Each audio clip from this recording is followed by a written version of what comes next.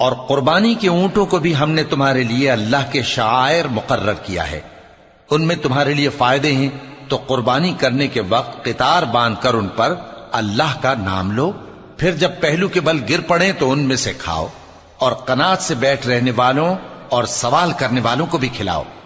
اس طرح ہم نے ان کو تمہارے زیر فرمان کر دیا ہے تاکہ تم شکر کرو۔ اللہ تک نہ ان کا گوشت پہنچتا ہے اور نہ خون، بلکہ اس تک تمہاری پرہیزگاری پہنچتی ہے۔ اسی طرح اللہ نے ان کو تمہارے زیر فرمان کر دیا ہے تاکہ اس بات کے بدلے کہ اس نے تم کو ہدایت بخشی ہے اسے بزرگی سے یاد کرو۔